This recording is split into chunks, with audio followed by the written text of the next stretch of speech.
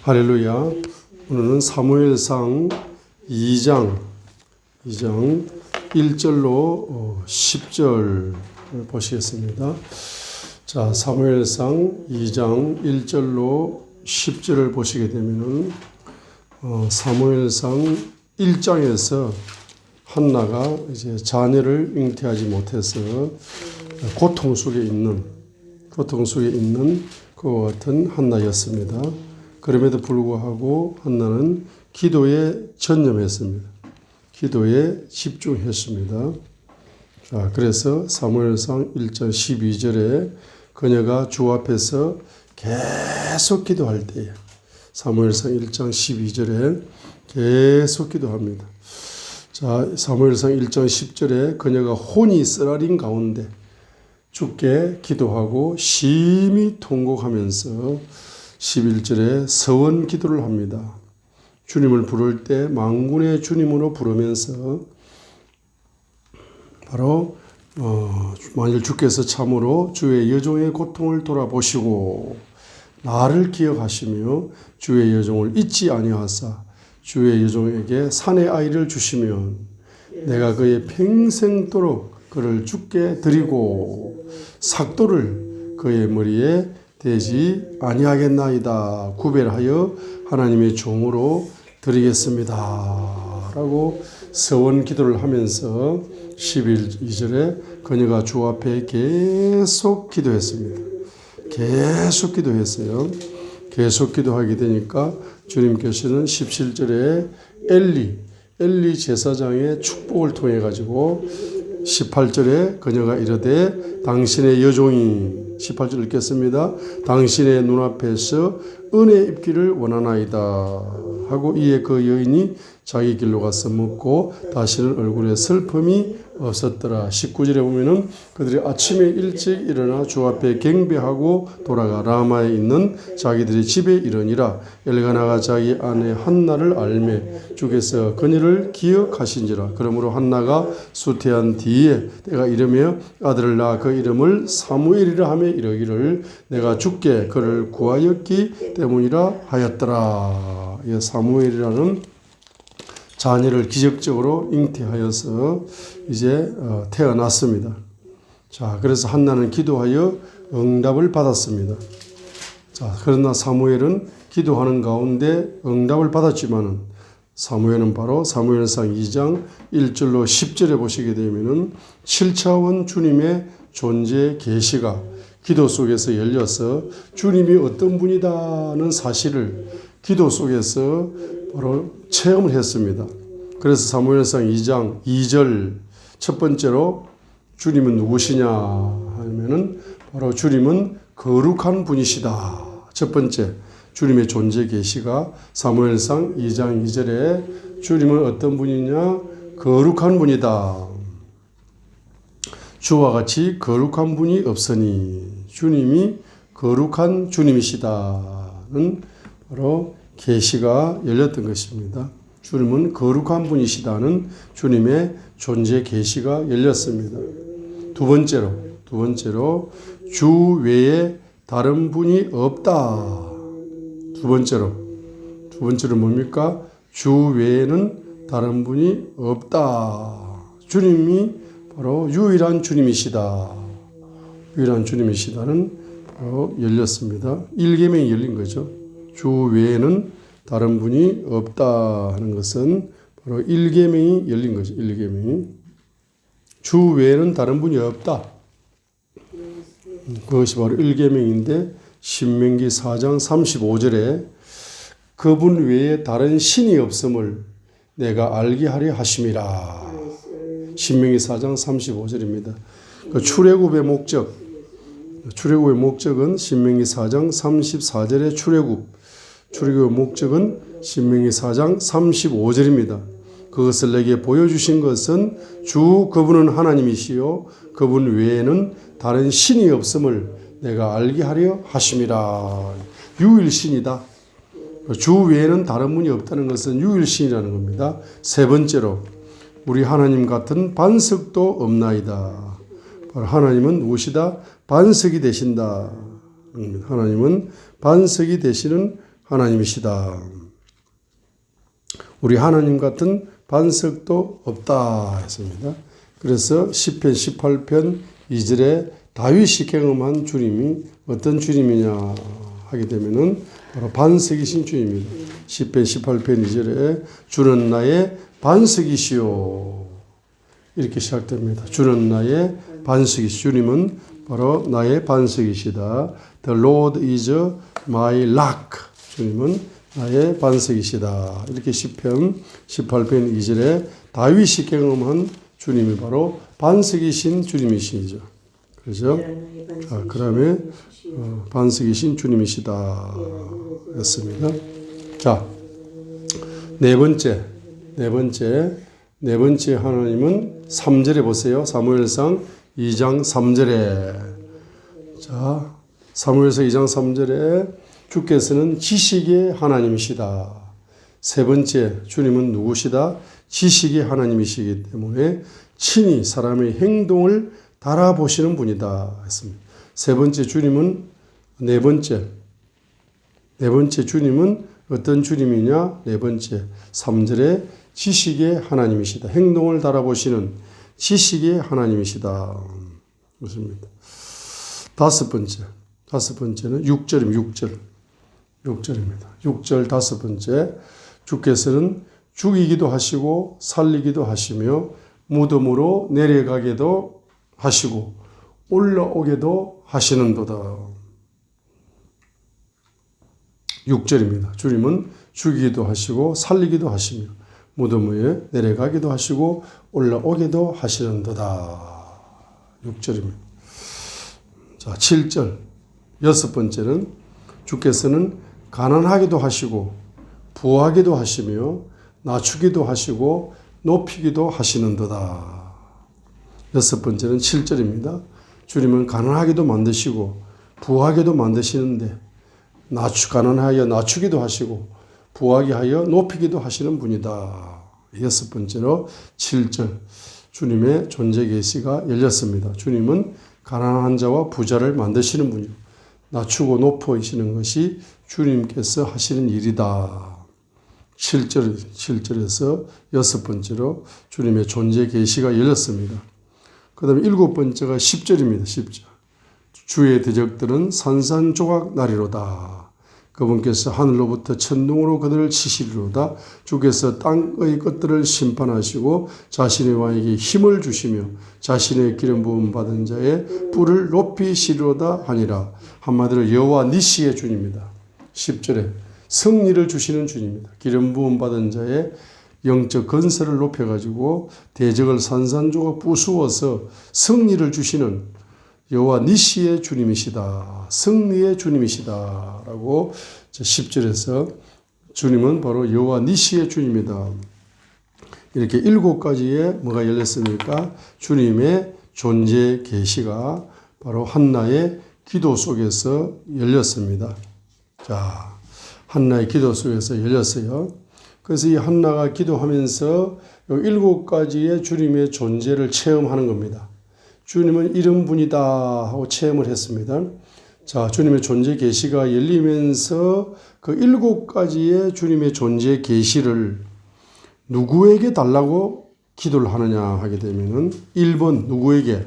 사무엘에게, 내 아기에게, 내 배에 잉태되는 내 자녀에게 7가지의 주님의 존재 계시를 내 자녀에게 열어주십시오 라고 이제 태어나지도 않는 아직 엄마 뱃속에 10개월 동안 있는데 10개월 동안 있으면서 한나가 뭡니까?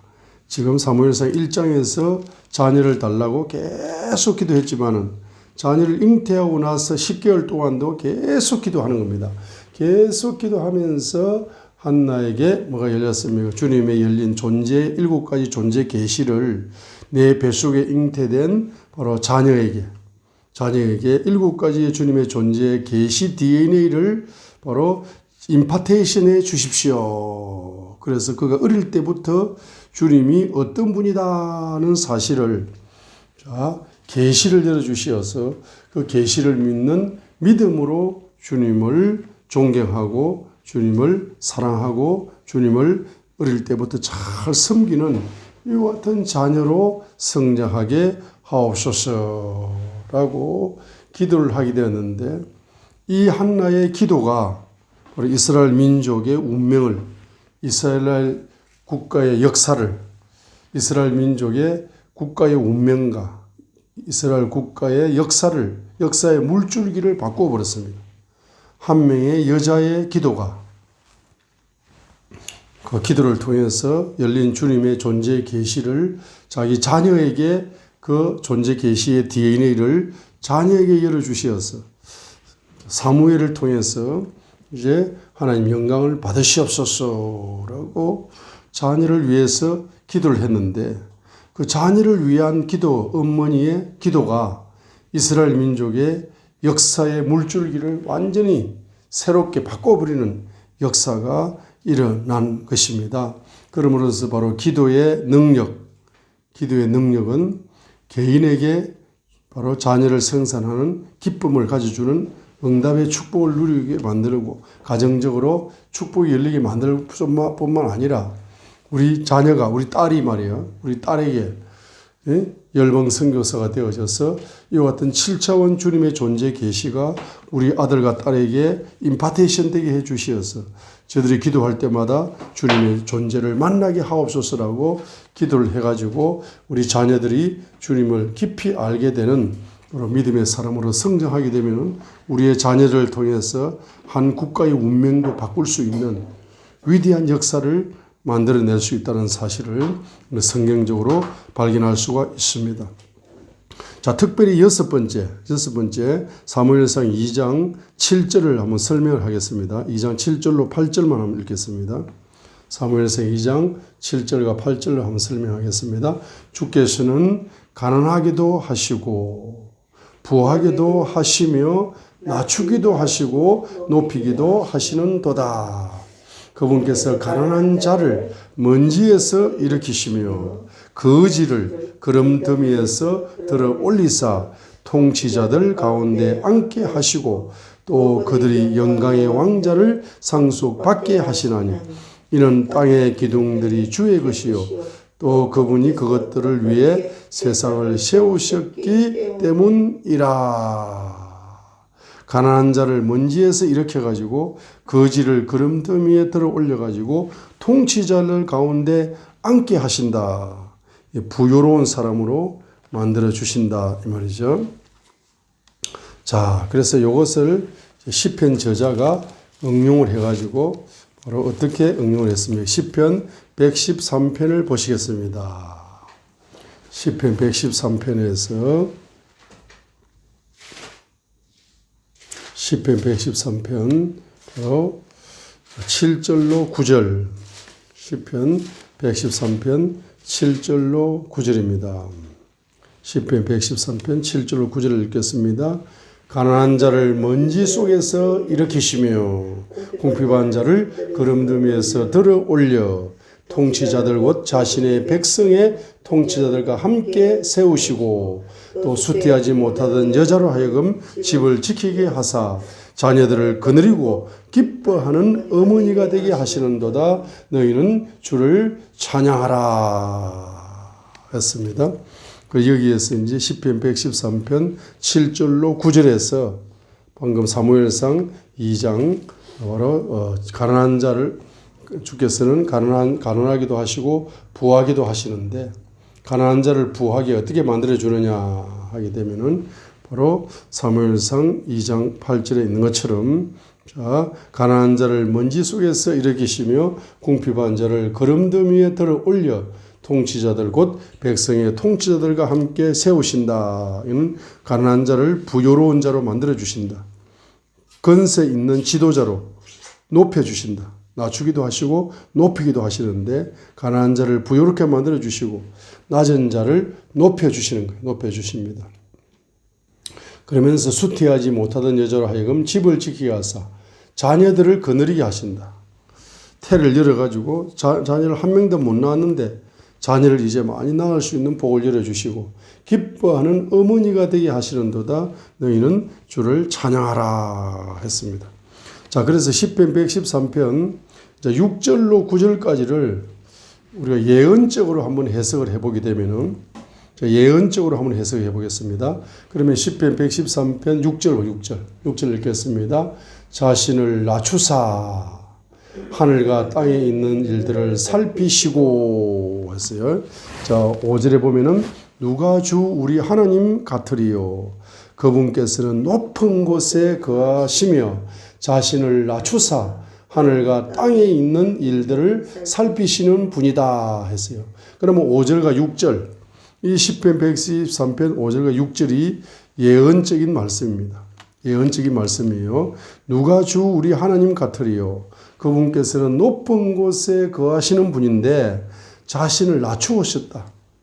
그래서 하늘과 땅에 있는 일들을 살피시는 분이다 했습니다. 이것이 바로 예언적으로는 예수 그리스도를 예언하고 있는 겁니다. 주님은 높은 곳에 거하신다. 요한복음 1장 1절입니다. 시편 113편 5절은 요한복음 1장 1절을 말하고 있습니다.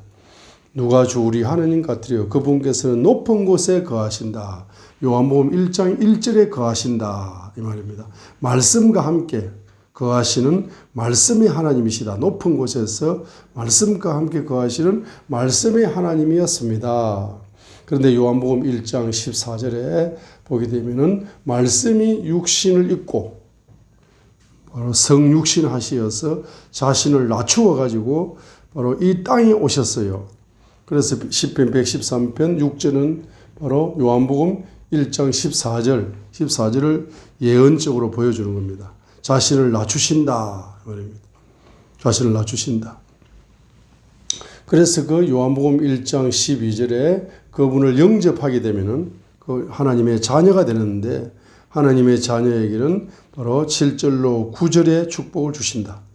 하나님의 자녀에게는 바로 세 가지의 축복을 주신다. 첫 번째 축복이 뭡니까? 바로 가난한 자에서 궁핍한 자에서 주님께서는 들어 올리신다. 들어 올리시오. 이 말은 가난한 자를 부욕해 만들어 준다는 이야기입니다. 7절은 가난한 자를 부욕해 만들어 준다. 고린도후서 8장 9절을 이야기합니다. 우리 주 예수 그리스도의 은혜를 너희가 알거니와 그분께서 부요하신 자로서 우리를 위하여 가난하게 되심은 우리를 부요케 하려 하심이라는 고린도후서 8장 9절의 말씀이 시편 113편 7절에 그대로 적용됩니다.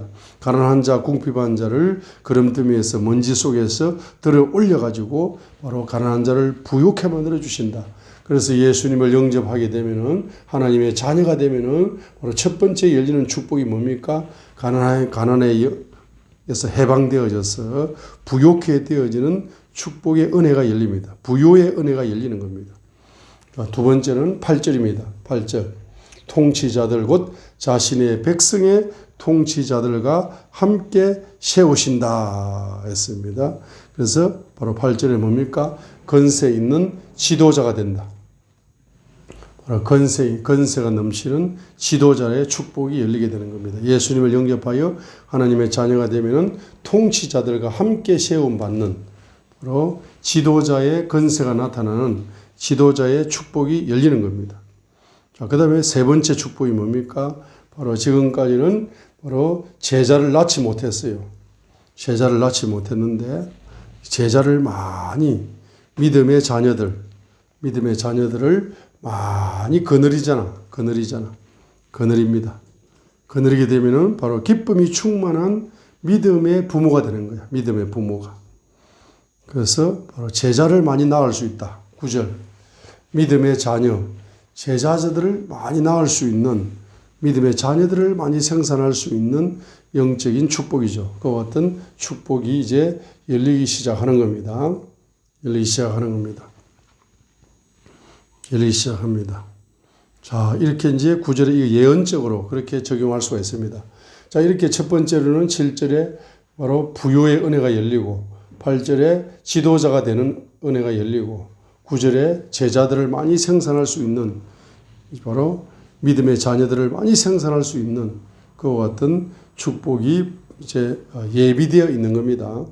예비되어 있는 것입니다. 자, 이렇게 예비되어 있기 때문에 우리는 어떻게 해야 됩니까? 1절부터 4절까지를 해야 된다 말이에요. 예비되어 있기 때문에 우리는 뭐 해야 된다? 미리 뭐 해야 됩니까? 가난해서 부유의 은혜가 열리기 전에 미리 뭐 해야 됩니까? 바로 감사를 드려야 된다. 미리 감사를 드려야 된다. 그 다음에 8절에 지도자의 축복이, 존귀한 지도자의 축복이 열리는 과정 속에서 미리 감사를 드려야 된다. 그리고 이제 믿음의 자녀들을 많이 생산하기 전에 미리 감사 찬양을 드려야 된다. 미리 감사해야 됩니다. 자, 미리 어떻게 감사합니까? 주님을 찬양하면서 감사해야 됩니다. 그리고 우리가 주의 종입니다. 시편 113편 1절에 주의 종들아 했어요.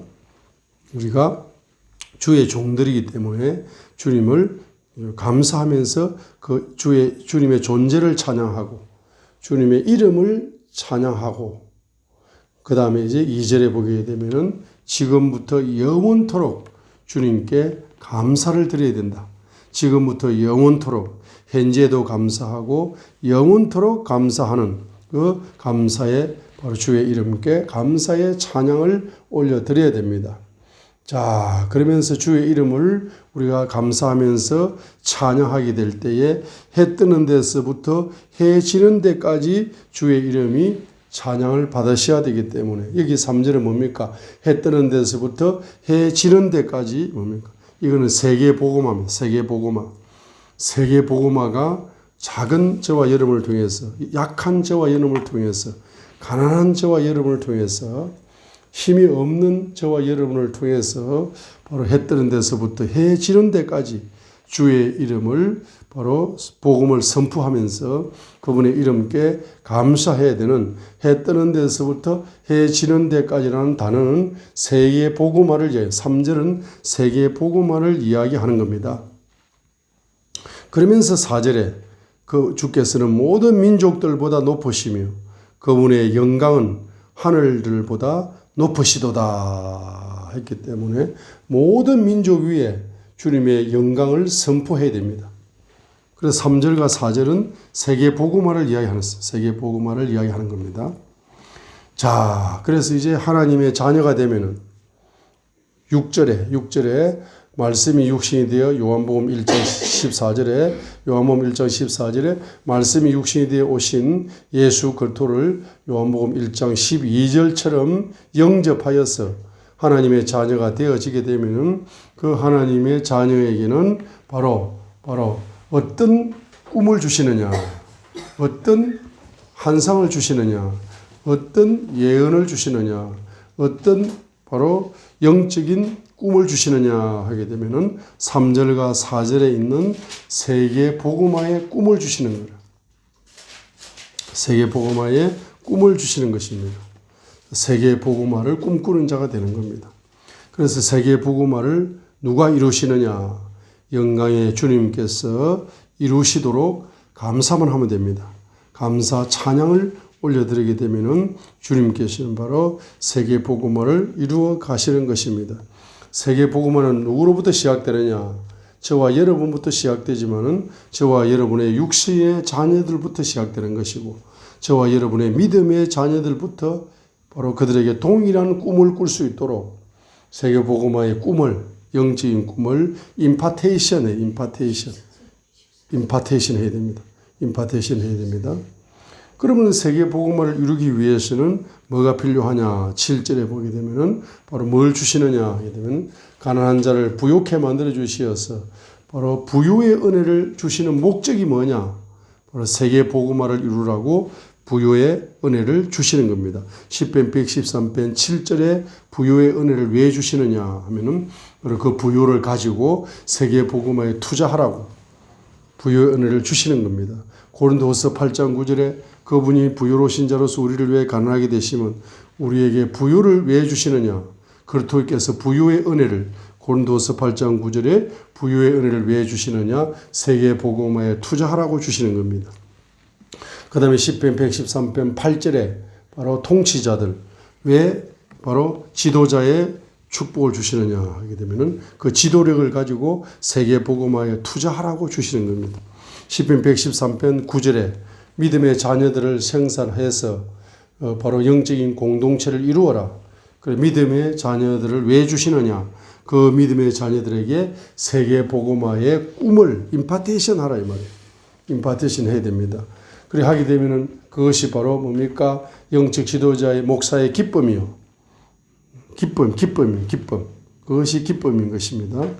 그래서 우리를 통해서 태어나는 많은 육신의 자녀와 믿음의 자녀, 그 믿음의 자녀들에게 세계 복음화의 꿈을 임파테이션 하는 겁니다. 그 임파테이션 하는 방법이 뭡니까? 그는 중보 기도로 7차원의 주님의 존재 계시 DNA를 우리 아들, 딸들에게 바로 임파테이션 해 주십시오. 그리고 우리 믿음의 자녀들에게 7차원의 주님의 존재 계시를, 주님의 존재 계시 DNA를 임파테이션 해 주시어서 저들이 기도할 때, 찬양할 때, 예배 드릴 때, 성경 말씀을 읽을 때마다 주님이 어떤 주님이시라는 사실을 체험적으로 알게 하여 주시옵소서 라고 우리가 중보기도로 미리 중보기도를 많이 해주게 되면은 이제 우리가 때가 되었을 때에 바로 그 DNA가 그대로 전이되어져 가지고 바로 우리 속에 주신 세계복음화의 꿈이 우리의 믿음의 자녀들에게 그대로 임파테이션 되는 역사가 일어나게 되어지는 것입니다. 그러므로서 시편 113편 1절과 2절에 있는 것처럼 오 주의 종들아, 주의 종들은 바로 뭘 해야 됩니까? 감사를 드려야 됩니다. 감사를.